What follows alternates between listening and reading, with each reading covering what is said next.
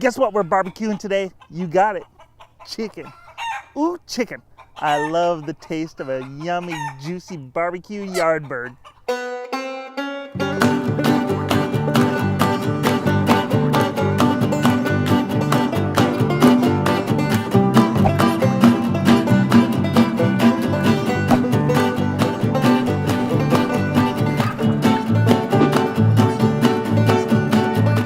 Oh, little chickens, wouldn't you like to come to one of my barbecues tonight?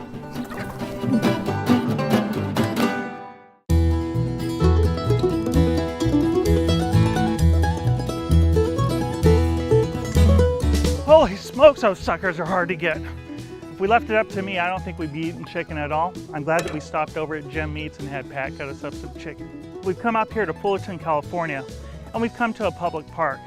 Now here at the park, you find these kind of grills all over the place. They've got this big wide grate to them. They've got a pan down here to put your charcoal. And what we're gonna be doing today is we're gonna cook up some chicken. We're gonna put some hickory wood on it, make it nice and smoky. You know what we call today's show? Barbecue Chicken 101. Class? Class? Bueller? I'm getting hungry. Let's go!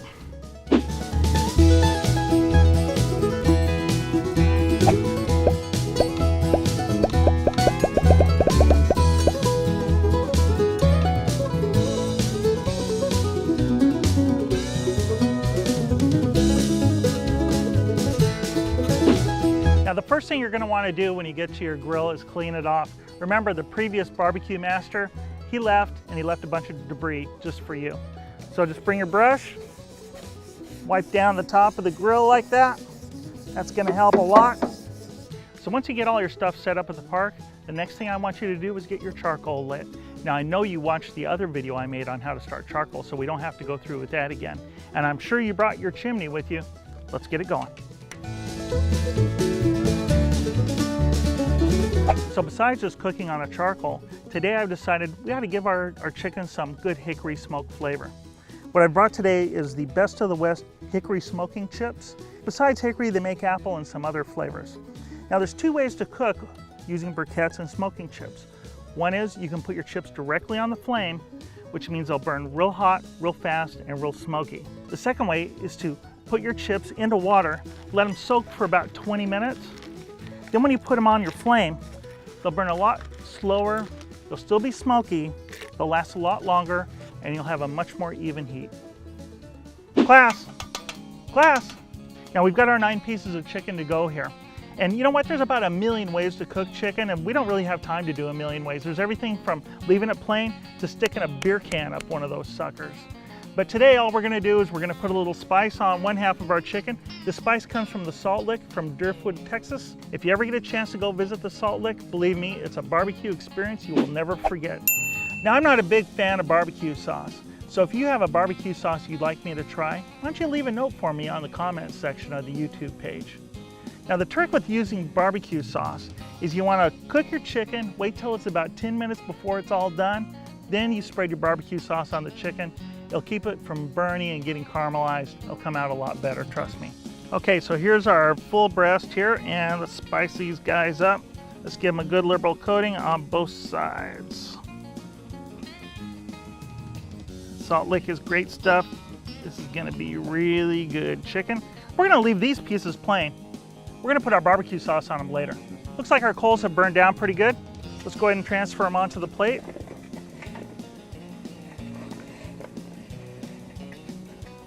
And we'll put our chimney in a safe spot. I'm gonna go ahead and spread them out. This crowbar and I, we've been doing barbecues together for probably 20 years or more. This is a good opportunity to put your soaked chips on top of your coals. Oh, you can hear those things fizzle. Those will burn up in no time at all. And let's go ahead and transfer our coals down into the pit. I'm gonna go about halfway down. Clean off the top of the grill. We'll be ready to cook in about 5 minutes. A lot of people worry about flare-ups during their barbecues. I do not recommend you use one of these. Although it does a really good job of putting out flames, it does a really bad thing to your taste profile of your chicken. I do recommend you use this, however. It's a water spritzer. You can just squirt a little bit on your flames, knock them down. It'll keep from burning your chicken.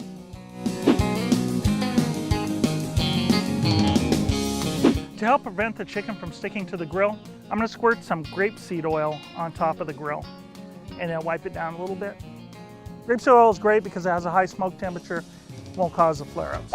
Fire is ready. I'm going to just spread out the coals a little bit, make it kind of even so that we have a good even temperature all the way across. Grill's ready. Let's put our chicken on. Let's put the bone side of the chicken down. Those pieces are for the barbecue sauce. They're plain. These pieces have the spice on them from the salt lick.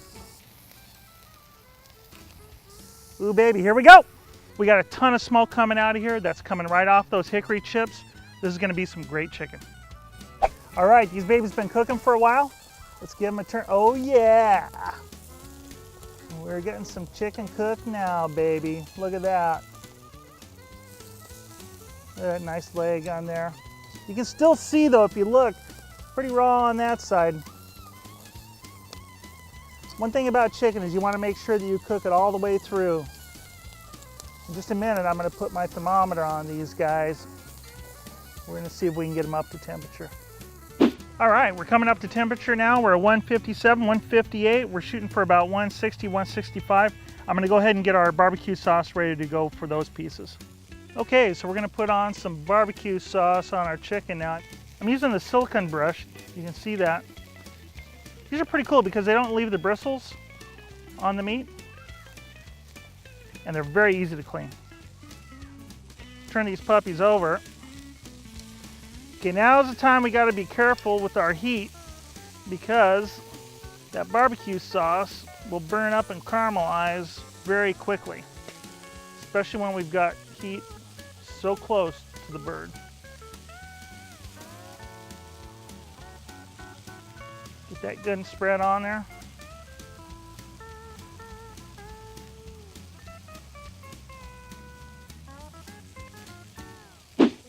Give the other guys a turn. We are just about there. Look at that. So you can see by the barbecue sauce is starting to thicken up on the top side. I think it's about time to give them a flip. Look at that.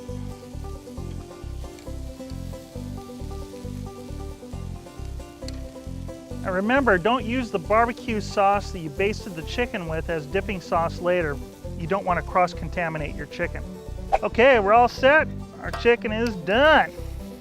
Look at that. Oh, baby. Oh, look at that. It's perfect on the dry rub chicken. You can tell, look how nice and moist that is through there. There's a good leg. Okay, now on these ones that have the barbecue sauce on them, look at that. We got just a little bit of singeing on the edge. That's going to be perfect for us. Just where we want it to be. Ah, look at that. Right on. 2 pieces, perfect, ding dong. Okay, we got our chicken on our stainless bus tray. We like to use stainless because it's very easy to clean. We're gonna cover it up with the lid. We're gonna pull it off to the side, let them rest for about 5 minutes. This is gonna be some good chicken.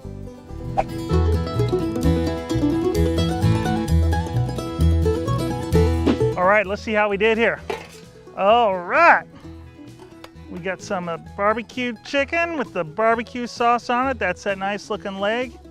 And I've got a piece of the dry rub chicken. There's that big full breast. That looks pretty good to me. I think I'll have a little bite of that full breast. That was so good. I can really taste the hickory flavor from the Best of the West hickory smoking chips. That was a real winner for us. And you know, you always got to wash it down with a little bit of red grape juice, if you know what I'm talking about. Huh? So congratulations, you are now a graduate of Barbecue Chicken 101. If you got a tassel, you can turn it. Come back and join us again next time. From the pit.